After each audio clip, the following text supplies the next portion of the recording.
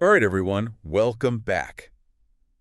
We're about to take a deep dive into something super practical today. Yeah. We're going to explore some success habits, Yeah. but not the same old stuff you always hear about, right? Great. Like, this isn't just about waking up at 5 a.m. or anything like that. No, no, no, no, not at all. We're going to be talking about tiny changes Yeah, that can actually make a huge difference, absolutely.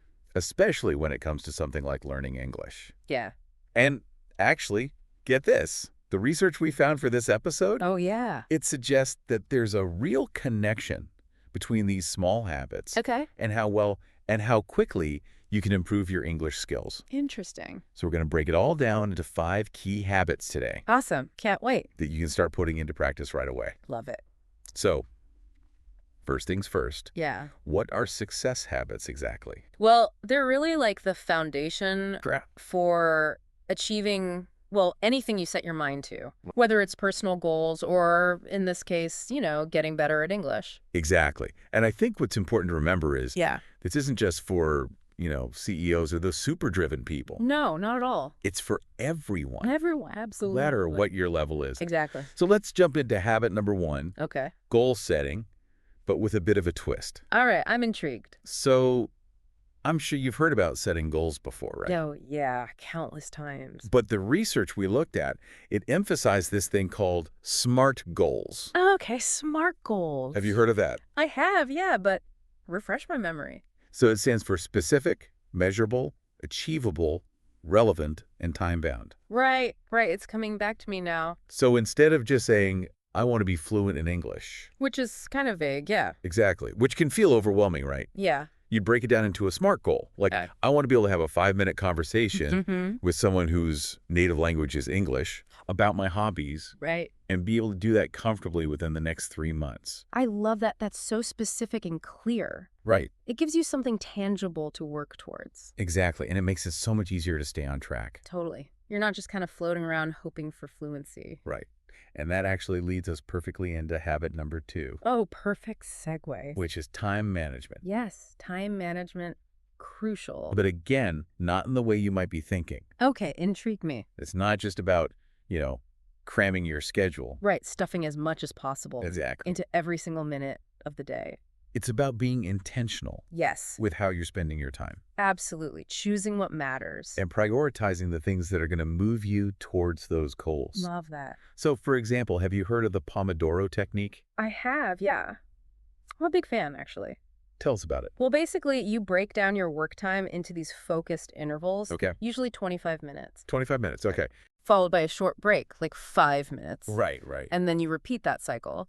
I see. And it can be amazing for language learning Yeah. because it keeps you engaged and prevents And it's burnout. little bursts of focused energy. Exactly. You're not getting overwhelmed by the thought of like studying for hours. You're just committing to these short, manageable sprints. So how would you apply that to something like learning English? Well, instead of saying, I need to find a whole hour to practice, Right. you could squeeze in a Pomodoro or two throughout your day. I like that. Use one to review some vocab, another to listen to a podcast. Yeah. Yeah. Even another one to have a quick chat with a language partner if you have one. That's great. It all adds up. We all love that. Those little chunks of time can make a huge difference. Okay, so we've covered goal setting and time management. 2 biggies. Now for something a little bit different. Okay, Fumi. Habit number 3, Mindfulness.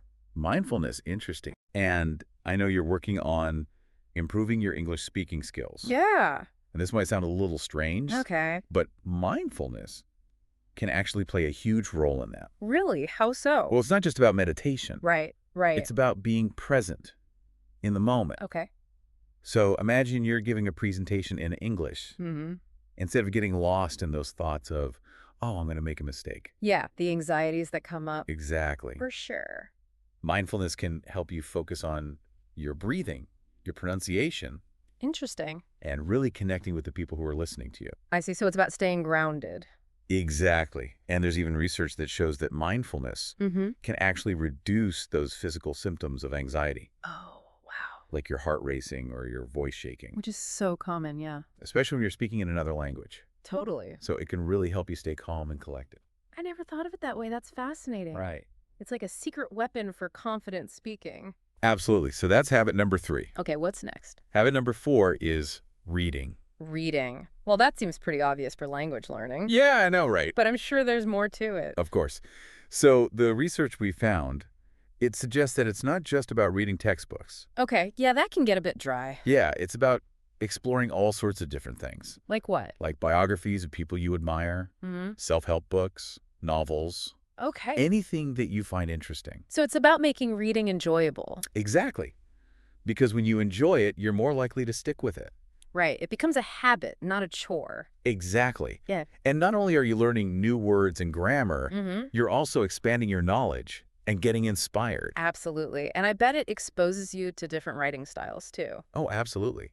And different ways of expressing yourself. And you pick up on idioms and cultural nuances that you might miss in a textbook. That's a great point.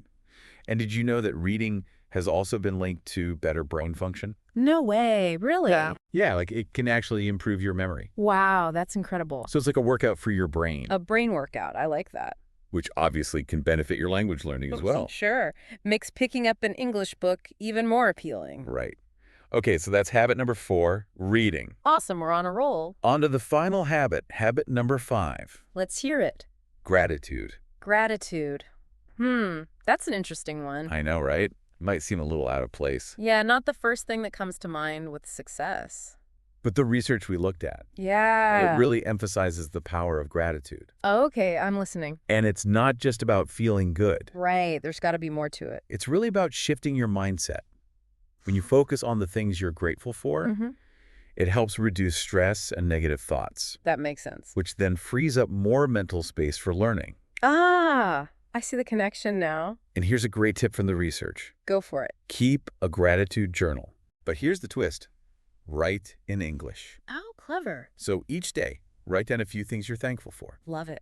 It's a great way to practice your writing, Mm-hmm. while also cultivating that positive mindset. 2 birds, 1 stone. Exactly.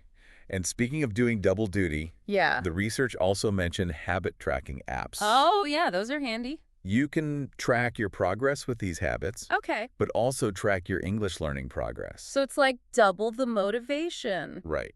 And it helps you stay accountable and celebrate those wins along the way.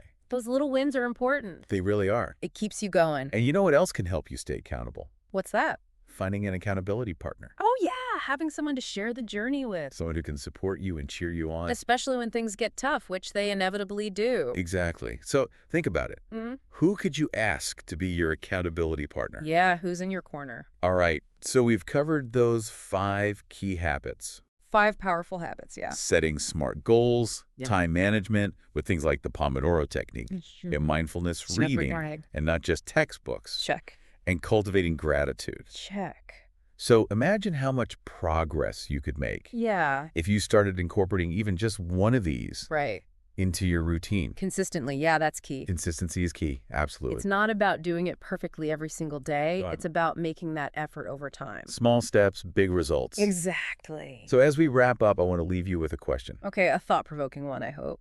Which of these habits resonates with you the most? Yeah. And how can you use it Mm-hmm. to not only boost your success, Okay. but also supercharge your English learning journey? Great question, something to ponder for sure. Thanks for joining us today, everyone. Until next time. We'll see you on the next deep dive. Bye. Bye.